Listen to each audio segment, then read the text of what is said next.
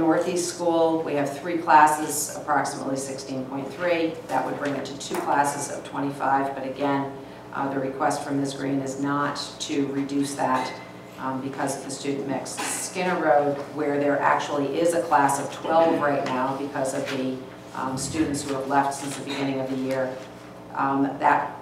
the recommendation is to move that to 2 classes next year.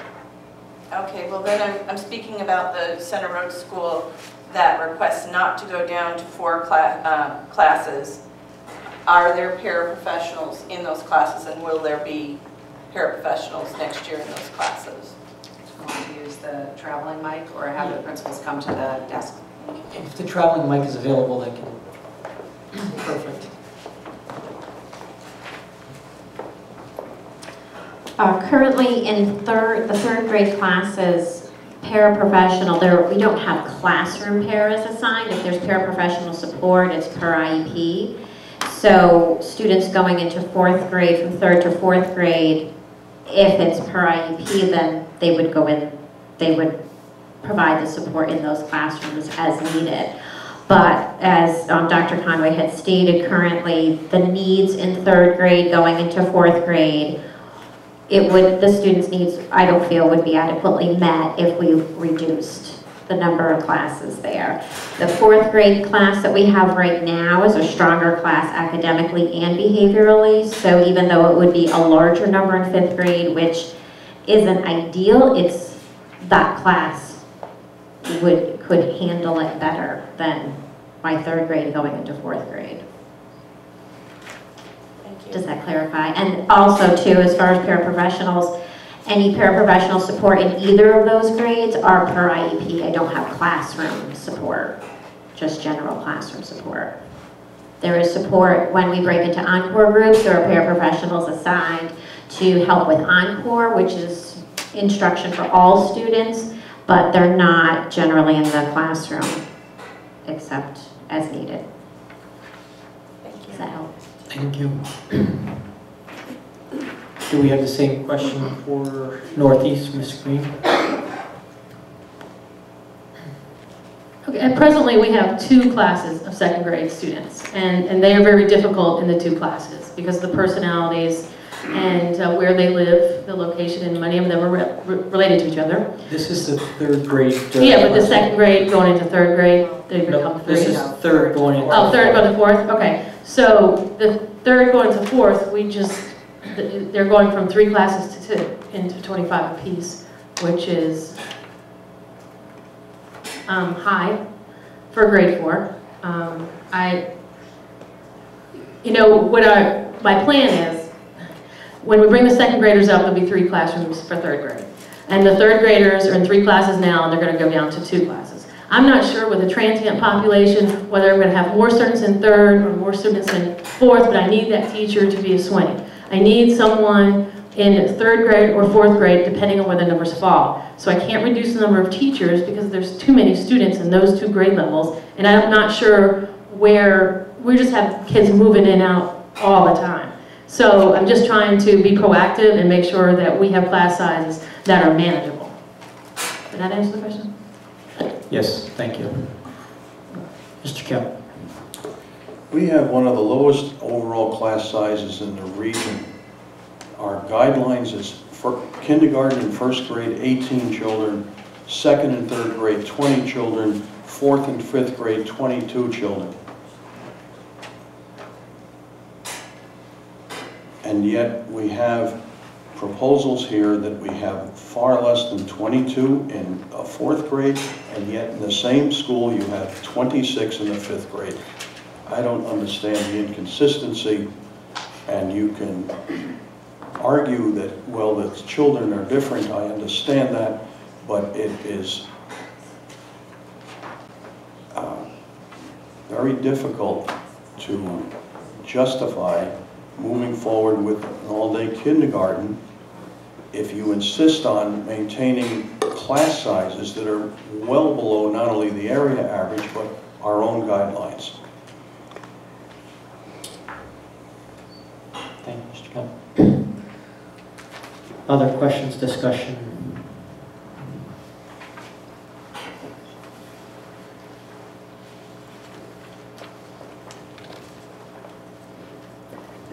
Mrs. Harmon? Are you still looking for questions relative only to the information, Dr.? No, I think at this point we can go in any direction.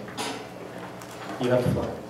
I'd like to ask the principal who are here tonight, what isn't included in this budget that they had hoped to see in there? What do we not know about the needs in their school?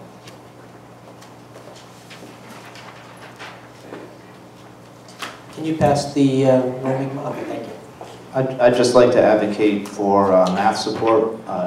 Every elementary building does have a reading specialist, and the reading specialist serves numerous roles. One of the roles that they have is that they work with individual students that may be struggling in literacy, but they also do some co-teaching and support the staff, and they're a resource. They're a valuable resource in the building.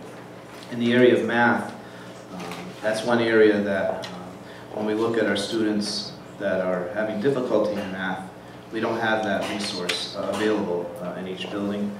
So I know that we've had discussions, the principals have had discussions about how do we increase the level of support. And maybe that would be simply a math interventionist that would be able to provide some additional support to individual students, or would it be a math specialist? So that would be one area that I'd like to see us consider in the future.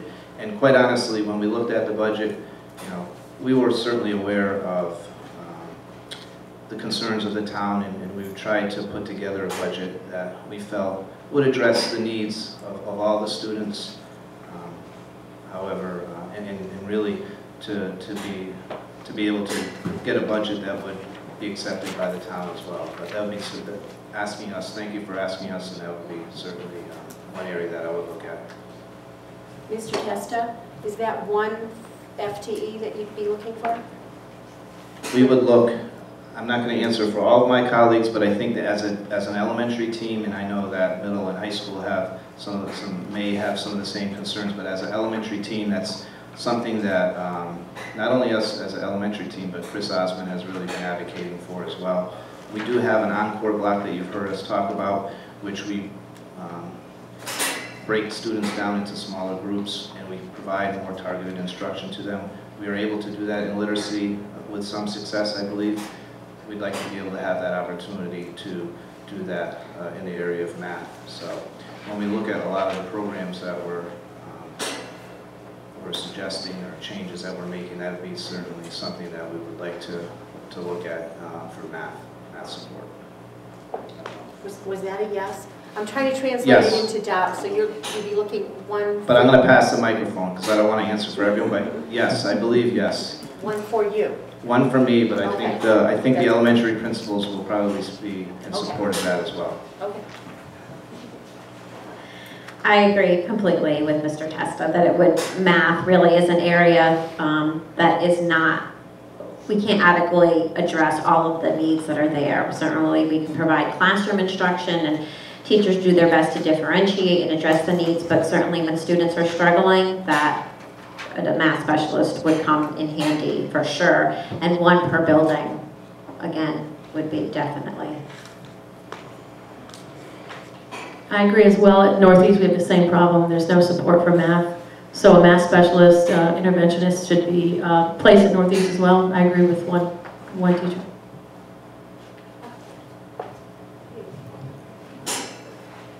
Yeah, I mean, at Maple Street as well, we have huge problems with the lack of math intervention that we can provide. In addition to that, I would like some further support for the community school. I think we have the structure in place to extend learning time there, but I think a bus every day it's in session to get kids home would be a huge help, and tutoring money or something to extend the learning day. If you look at schools like mine that are struggling, in order to make up for the learning deficits that these students have, you have to extend the learning time. And that is difficult to do within the structure of a school day. So we need ways to put that into the community school. So we're very fortunate at Skinner to have a half-time math specialist who, she doesn't provide intervention to the students, but she does use a co-teaching model, which I think can be seen in the achievement over at Skinner in math. It would be very helpful to have her full-time to provide specific tiered intervention for our kids that are struggling in math. In addition, right now she works with grades 3 through 5, so we'd like to extend that to K through 2 as well as provide intervention. And the other request that's not in the budget, but we were trying to find ways to use the current budget to fill, is the need for additional leveled texts in the classroom and materials to support the Common Core state standards outside of the treasurer's materials. So that would be my request if I was to increase my budget, which I did not.